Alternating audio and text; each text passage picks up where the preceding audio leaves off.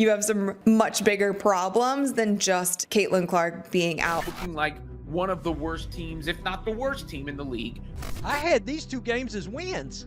Well, now I look at the schedule and I'm like, please get a round of applause for Stephanie White. We lost to the Connecticut Sun, folks. Rides on the success of the Indiana Fever and specifically Caitlin Clark. What happens when a team loses its brightest star? The Indiana Fever just hit rock bottom without Caitlin Clark, dropping games they never expected to lose. Is this the start of a full crisis or just a bump in the road? Today, we dive deep into what's really going on. Chapter 1. The star is out. Let's get straight to it. Caitlin Clark, the shining star of the Indiana Fever and the 2024 WNBA Rookie of the Year, has been sidelined since late May with a left quadriceps strain. Now, if you follow the Fever, you know Clark isn't just any player, she's the engine that drives this team. Averaging nearly 19 points and over 9 assists per game, she's the go-to playmaker and scorer. Without her, the Fever had been scrambling to find their footing.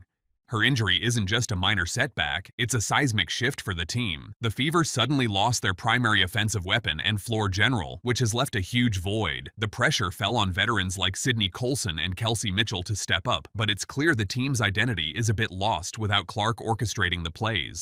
This absence has also affected the morale of the team. When your star player is out, it's tough for everyone to maintain confidence. The Fever have felt that weight on their shoulders, showing in their performances.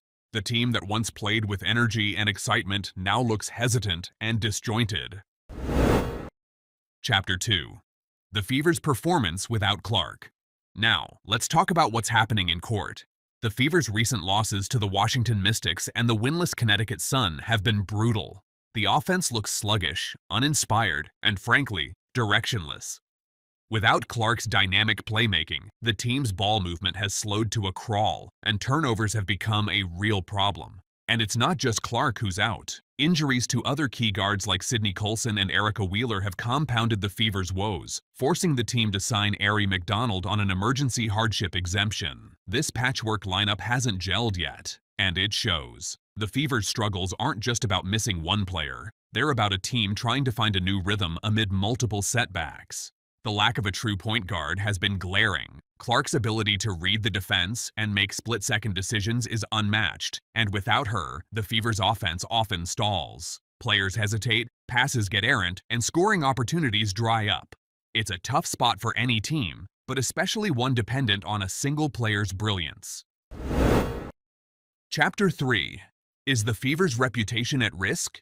You know how passionate WNBA fans are, and the reaction to the Fever's slump has been loud and clear. Social media is buzzing with frustration and even some mockery. The Fever's preseason Now You Know campaign, which was supposed to hype the team's potential, now feels a little ironic given their current performance. Fans have taken to Twitter and Instagram to express their disappointment, with some questioning whether the Fever can compete at a high level without Clark. Even the Connecticut Sun's social media poked fun at the Fever's struggles after their recent win. It's a tough pill to swallow for a team that had so much promise this season. But here's an interesting twist. Despite the losses and the dip in form, Fever games without Clark still rank among the top-viewed WNBA games on NBA TV. That tells you there's still a loyal fan base hanging in there, hoping for a turnaround. So, while the team's reputation has taken a hit, it's not completely lost. The Fever still has eyes on them, and that's something to build on. Chapter 4. Ratings and ticket sales. Let's get real. Caitlin Clark isn't just important on the court, she's a massive draw off it too. Without her, Fever's TV ratings have dropped nearly 40%. For example, the Fever versus Mystics game without Clark averaged 357,000 viewers on NBA TV, compared to 581,000 when she was playing.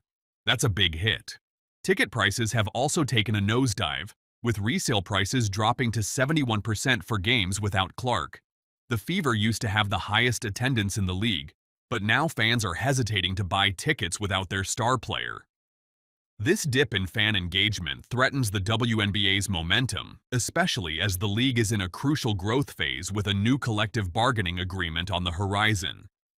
This financial impact isn't just about numbers. It reflects the emotional connection fans have with Clark. She's become the face of the franchise and, to some extent, the league's rising star. Losing that connection even temporarily makes it harder to keep fans invested.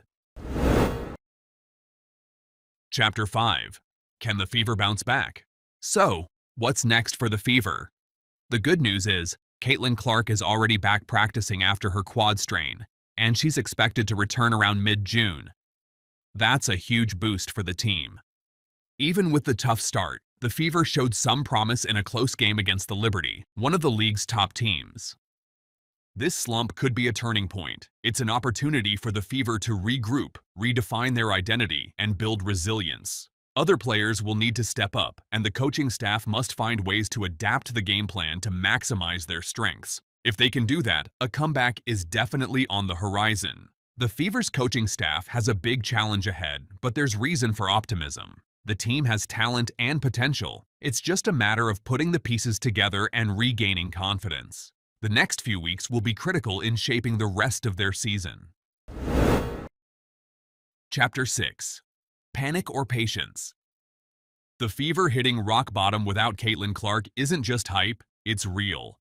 But is it panic time? Not quite. This is a test of the team's depth, adaptability, and mental toughness. The WNBA is also learning how to handle star absences without losing momentum. Clark's return will be critical, but long-term success means the Fever and the league need to build beyond one superstar.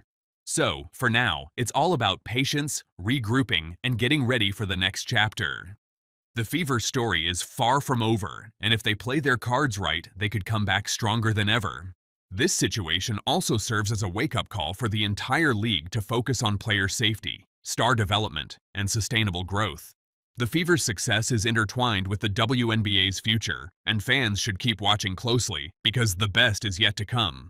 However, with Clark's return on the horizon and the team's potential to regroup, there's hope for a strong comeback. This phase is a test of resilience, both for the Fever and the WNBA. Stay tuned because the story is far from over. If you enjoy this video, don't forget to like, share, and subscribe so you don't miss any future updates. Thanks for watching.